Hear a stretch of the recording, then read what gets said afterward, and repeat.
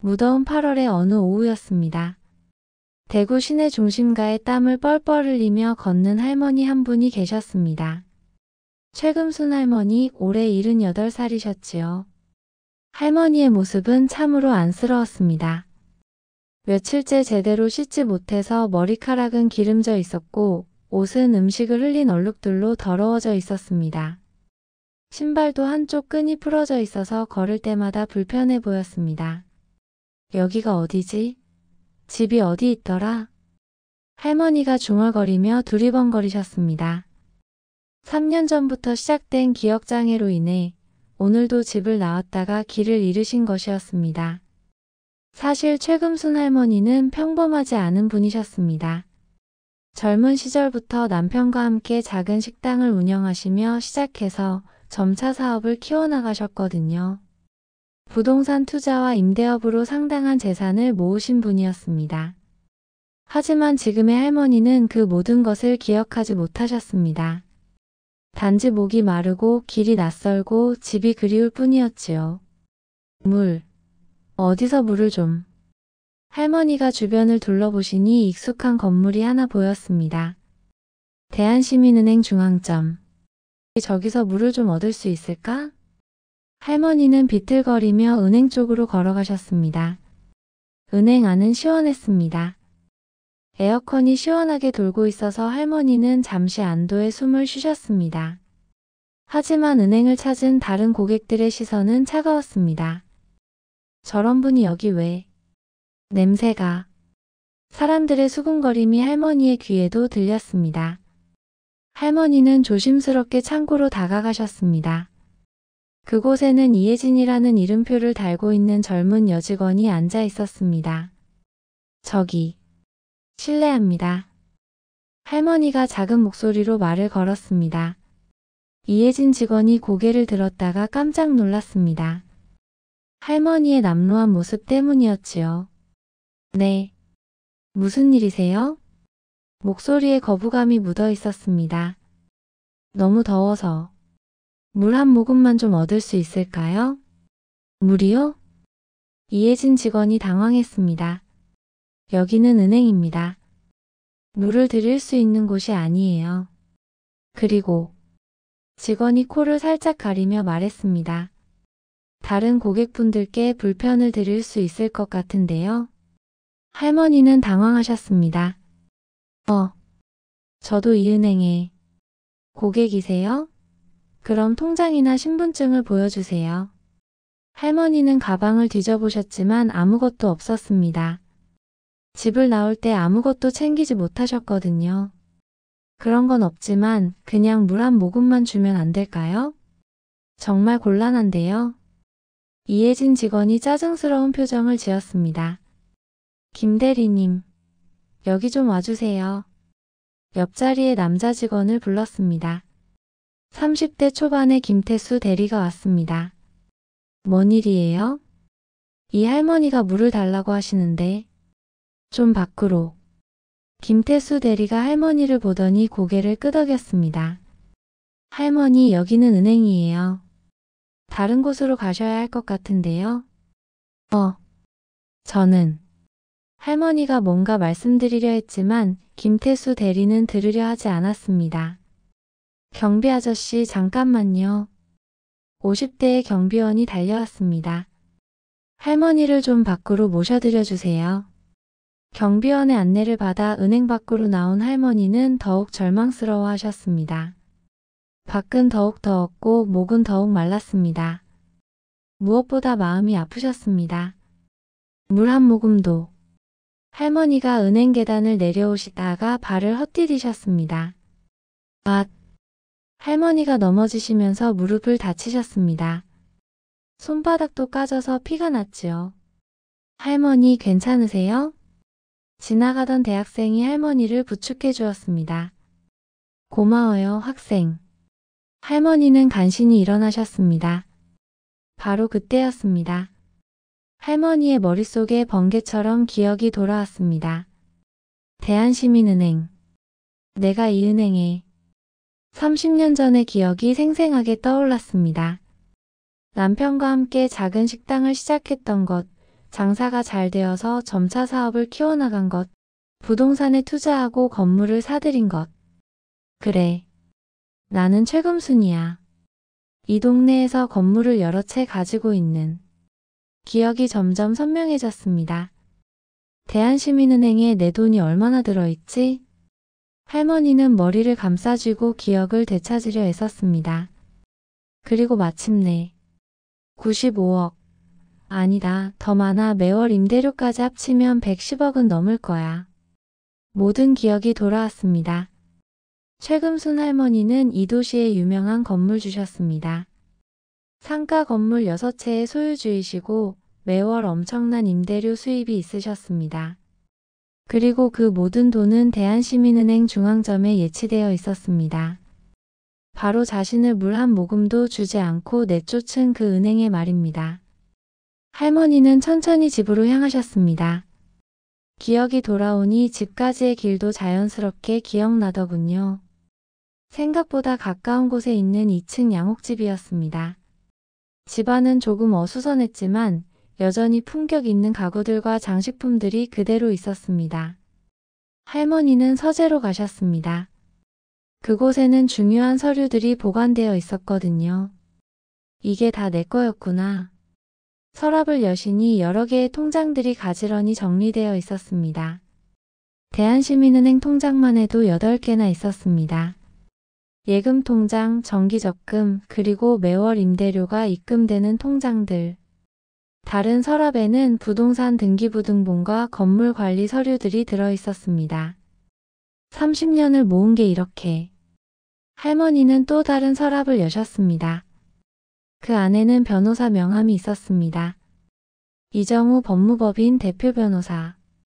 오랫동안 할머니의 법적 업무를 담당해온 믿을만한 분이었습니다. 할머니는 전화를 드렸습니다. 안녕하세요. 이정우 변호사 사무실입니다. 최금순입니다. 아, 할머니. 오랜만입니다. 어떻게 지내셨어요? 이정우 변호사는 60대 초반의 신중한 분이셨습니다. 변호사님, 제가 요즘 기억이 안 좋아져서 제 재산 상황을 다시 정리해 주실 수 있을까요? 물론입니다, 할머니. 제가 내일 아침에 찾아뵐게요. 건강은 괜찮으세요? 네, 괜찮습니다. 내일 뵙겠습니다. 전화를 끊고 할머니는 옷장을 여셨습니다. 깊숙한 곳에 고급스러운 정장 한 벌이 걸려 있었습니다. 남편의 제사 때 입으려고 준비해둔 것이었는데 아직 한 번도 입지 않은 옷이었지요. 내일은 제대로 된 모습으로 가야겠어. 할머니의 눈에 결의가 서렸습니다. 다음 날 오전 이정우 변호사가 할머니를 찾아왔습니다. 할머니 안녕하세요. 밤새 잘 주무셨어요? 할머니는 깔끔하게 목욕을 하시고 머리도 단정하게 정리하신 상태였습니다. 변호사님 고맙습니다. 덕분에 마음이 좀 정리가 됐어요. 이정우 변호사가 두꺼운 파일을 꺼내며 설명하기 시작했습니다. 할머니 재산 현황을 말씀드리게요. 부동산부터 보시면 상가 건물 6채, 현재 시가 총액 약 60억 원. 매월 임대료 수입 총 4천만 원. 그리고 대한시민은행에만 예치된 현금이 무려 108억 원. 108억이나 되나요? 네. 할머니께서 평생 근검절약하며 모으신 돈이 복리로 불어난 겁니다. 할머니는 쓴웃음을 지으셨습니다. 그 돈이 모두 대한시민은행에 있다고요? 네, 할머니께서 30년 넘게 그 은행만 이용하셨잖아요. 변호사님, 저와 함께 그 은행에 가주실 수 있나요? 언제 가실 건데요? 지금 당장요. 2시간 후 대한시민은행 중앙점 앞에 고급 외제차 한 대가 멈춰 섰습니다. 이정우 변호사가 직접 운전해서 할머니를 모시고 온 것이었습니다. 차에서 내린 할머니의 모습은 어제와 완전히 달랐습니다. 고급스러운 정장을 입고 머리를 우아하게 올리신 모습이 마치 다른 사람 같았습니다. 무엇보다 자세가 당당하고 눈빛이 확고했지요. 할머니 준비되셨나요? 네, 들어갑시다. 두 분이 은행 안으로 들어가자 분위기가 달라졌습니다. 품격 있게 차려입은 할머니와 고급스러운 변호사를 보며 사람들이 시선을 보냈습니다. 할머니는 어제 자신을 냉대했던 이혜진 직원의 창구로 갔습니다. 안녕하세요. 할머니가 차분한 목소리로 인사했습니다. 이혜진 직원이 고개를 들었습니다. 하지만 어제의 그 할머니라는 것을 전혀 알아보지 못했습니다. 네, 안녕하세요. 어떤 업무를 보러 오셨나요? 계좌 정리를 하러 왔습니다. 할머니가 가방에서 통장들을 하나씩 꺼내기 시작했습니다. 하나, 둘, 셋. 8개의 통장이 창구 위에 놓였습니다. 이혜진 직원의 눈이 커졌습니다. 이 모든 통장이 고객님 것인가요? 그렇습니다. 할머니가 담담하게 답했습니다. 이혜진 직원이 통장들을 하나씩 확인하기 시작했습니다. 그리고 컴퓨터 화면을 보는 순간 직원의 얼굴이 창백해졌습니다. 첫 번째 30억 원, 두 번째 25억 원, 세 번째 20억 원. 잠깐만요. 제가 팀장님을 모셔올게요. 이혜진 직원이 허둥지둥 일어났습니다. 5분 후 대한시민은행 중앙점의 송철호 지점장이 직접 나왔습니다. 송철호 지점장은 이 지점에서 15년을 근무한 베테랑으로 당연히 최금순 할머니를 잘 알고 있었습니다. 최금순 할머니 아니세요? 네, 그렇습니다. 송철호 지점장은 당황했습니다. 할머니가 갑자기 모든 통장을 정리하겠다고 나타났다는 보고를 받았거든요. 할머니, 무슨 일이 있으셨나요? 갑자기 계좌를 정리하신다니. 특별한 일은 없습니다. 단지 은행을 바꾸려고 합니다. 할머니의 목소리는 침착했지만 단호했습니다. 그런데 왜죠? 혹시 저희가 실수한 게 있나요? 송철호 지점장이 불안한 목소리로 물었습니다. 108억 원이라는 거액이 빠져나간다면 지점에 큰 타격일 테니까요. 어제 이곳에 왔었습니다. 할머니가 말씀했습니다. 어제요? 네. 하지만 여러분 직원들은 저를 고객으로 대해주지 않았습니다. 송철호 지점장이 고개를 갸웃했습니다. 어제 누가 할머니를 응대했죠? 할머니가 이혜진 직원을 가리켰습니다. 저 직원입니다. 이혜진 직원의 얼굴이 새하얗게 되었습니다. 어제 일이 떠올랐거든요. 할머니, 혹시 어제? 이혜진 직원이 떨리는 목소리로 말했습니다. 네, 맞습니다. 물을 좀 달라고 했던 그 할머니가 저입니다. 은행 안이 조용해졌습니다. 저는 너무 더워서 물 한 모금을 부탁드렸습니다. 하지만 이 직원은 냄새가 난다며 저를 쫓아냈지요. 송철호 지점장의 얼굴이 흑빛이 되었습니다. 할머니, 정말 죄송합니다. 30년 넘게 이 은행만 이용했습니다. 제가 사업을 시작할 때부터 지금까지. 하지만 어제는 인간 취급도 받지 못했습니다. 할머니의 목소리에는 깊은 실망이 묻어 있었습니다. 사람을 겉모습으로 판단하는 곳에는 더 이상 제 돈을 맡길 수 없습니다. 송철호 지점장이 이혜진 직원에게 다가갔습니다. 이혜진 씨, 정말 그런 일이 있었나요? 지점장님, 저는 정말 몰랐어요. 이혜진 직원이 울먹이며 말했습니다. 할머니께 사과드려요. 지금 당장. 할머니, 정말 죄송합니다. 이혜진 직원이 깊숙이 머리를 숙였습니다. 저는 할머니가 누구신지 몰랐어요. 하지만 그것도 변명이 안 되죠. 누구든지 정중하게 모셨어야 하는데. 눈물이 뺨을 타고 흘러내렸습니다. 김태수 대리도 다가와서 사과했습니다. 할머니, 저도 정말 죄송합니다. 제가 너무 성급하게 판단했습니다. 송철호 지점장도 90도로 허리를 굽혔습니다. 할머니, 모든 게 제 책임입니다. 직원 교육을 제대로 못 시킨 제 잘못입니다. 용서해 주십시오. 하지만 할머니의 결심은 변하지 않았습니다. 사과는 고맙게 받겠습니다. 하지만 제 결정은 바뀌지 않습니다. 이정우 변호사가 서류를 꺼냈습니다. 할머니 뜻이 확실하시다면 절차를 진행하겠습니다. 송철호 지점장이 다시 한번 간곡히 부탁했습니다. 할머니, 정말 마지막으로 한 번만 더 생각해 주십시오. 저희가 정말 잘못했습니다. 생각은 이미 끝났습니다. 할머니가 단호하게 말씀하셨습니다. 계좌 정리 절차가 시작되었습니다. 하나씩 통장이 정리될 때마다 송철호 지점장의 얼굴은 더욱 어두워졌습니다.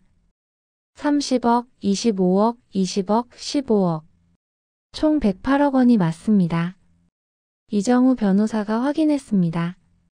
그럼 이제 어디로 이체할까요, 할머니? 시민협동조합은행으로 하겠습니다. 할머니가 답하셨습니다. 시민협동조합은행은 이 지역의 작은 지역은행이었습니다. 규모는 작지만 고객 서비스로 유명한 곳이었지요. 할머니, 정말 마지막 기회입니다. 저희가 앞으로 정말 잘하겠습니다. 송철호 지점장이 예언했습니다. 하지만 할머니는 고개를 저으셨습니다. 이미 늦었습니다. 30년의 신뢰가 하루아침에 무너진걸요. 마침내 모든 절차가 끝났습니다. 108억 원과 함께 매월 4천만 원의 임대료 통장까지 모두 다른 은행으로 옮겨졌습니다. 송철호 지점장은 망연자실했습니다. 이는 지점 역사상 최대의 손실이었거든요. 일주일 후 할머니는 시민협동조합은행을 방문하셨습니다. 작은 은행이었지만 분위기가 완전히 달랐습니다. 어서 오세요, 할머니. 김영수 지점장이 직접 나와서 할머니를 맞았습니다. 40대 초반의 김영수 지점장은 소탈하고 친근한 분이었습니다. 앉으세요, 할머니. 차 한 잔 드실까요? 고맙습니다. 직원들도 모두 정중하고 친절했습니다. 할머니의 장고를 보고 특별 대접을 하는 것이 아니라 진심으로 모시는 느낌이었지요. 할머니, 앞으로 저희가 성심껏 모시겠습니다. 저도 믿고 맡기겠습니다. 그 후 할머니의 일상에 변화가 생겼습니다. 기억력이 다시 나빠질 때를 대비해서 동네 상인들과 이웃분들이 할머니를 보살펴주기 시작한 것입니다. 할머니, 오늘은 어떻게 지내셨어요? 약국 사장님이 매일 안부를 물어보셨고, 할머니 드시라고 반찬 좀 만들어 왔어요.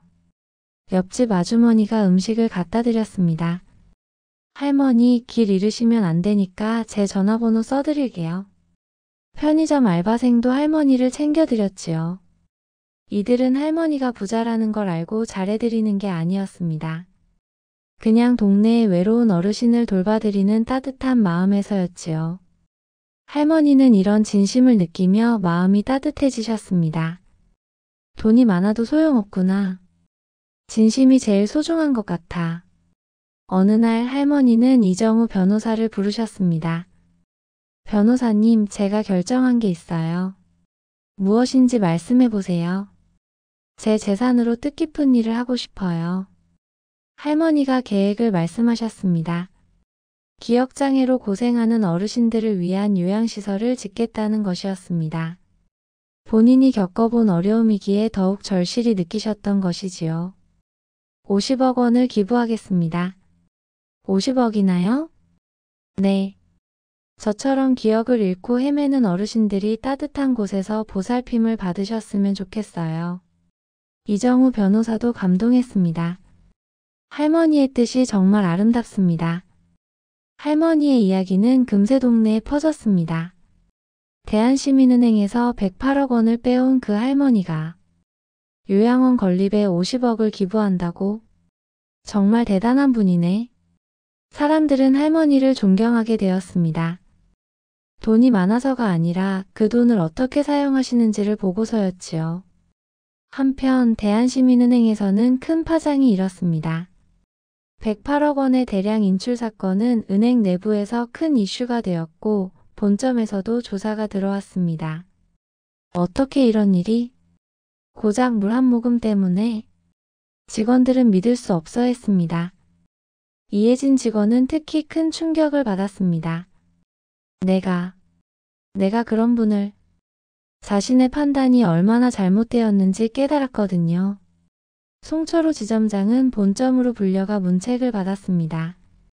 108억이 빠져나간 이유가 겨우 물 한 잔 때문이라고.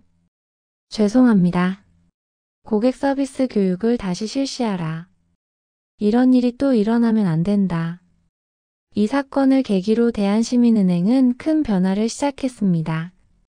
모든 직원들에게 고객 차별 금지 교육을 실시했고 겉모습으로 사람을 판단하지 말라는 철칙을 세웠습니다.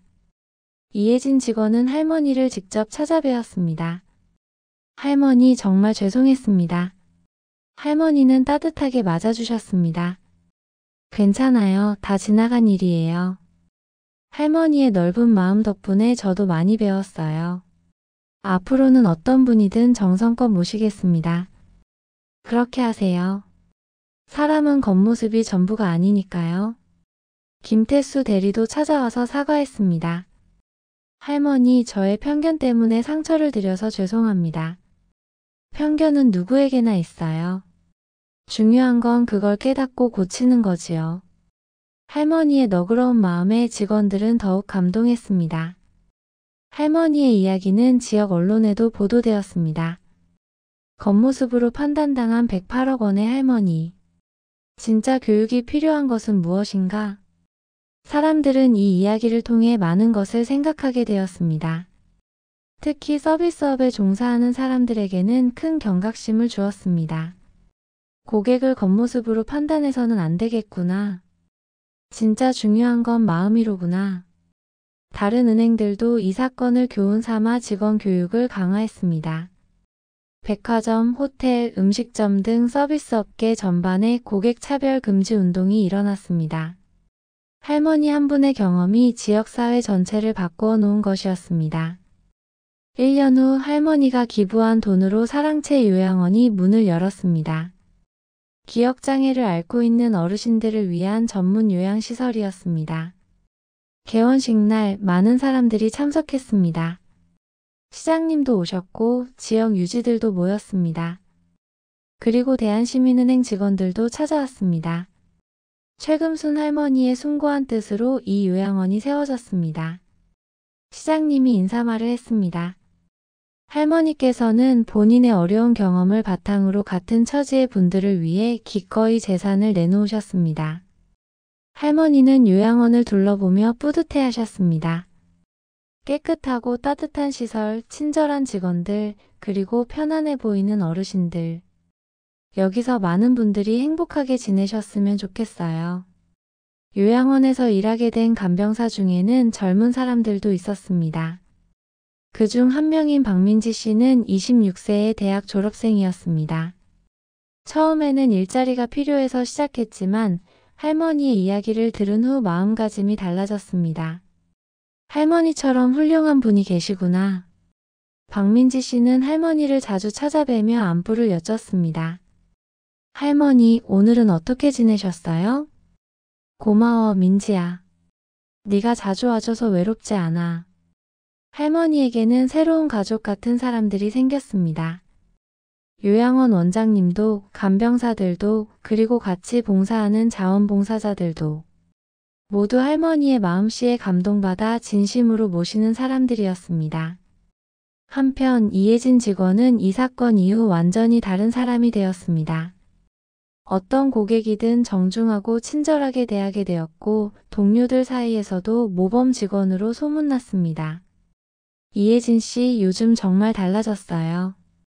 네, 제가 큰 깨달음을 얻었거든요. 김태수 대리도 마찬가지였습니다. 사람을 판단할 때 겉모습이 아니라 마음을 봐야 한다는 걸 배웠어요. 송철호 지점장은 이 경험을 바탕으로 고객 서비스 개선에 앞장섰습니다. 우리 은행이 정말 고객을 위하는 은행이 되어야 합니다.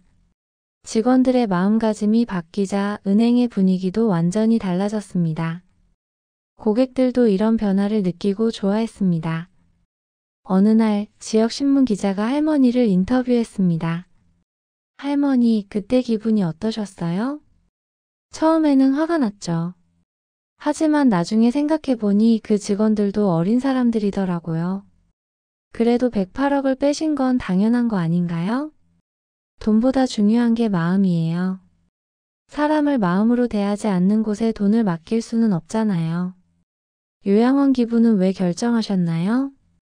제가 겪어본 어려움을 다른 분들은 안 겪으셨으면 해서요. 돈은 의미 있게 써야 값어치가 있어요. 기자는 할머니의 지혜로운 답변에 감동했습니다. 할머니께서 전하고 싶은 말씀이 있다면 사람을 겉모습으로 판단하지 마세요. 그리고 진심으로 대하세요. 그게 제일 중요해요. 그로부터 2년이 흘렀습니다. 할머니의 기억력은 다시 나빠지기 시작했지만 이번에는 혼자가 아니었습니다.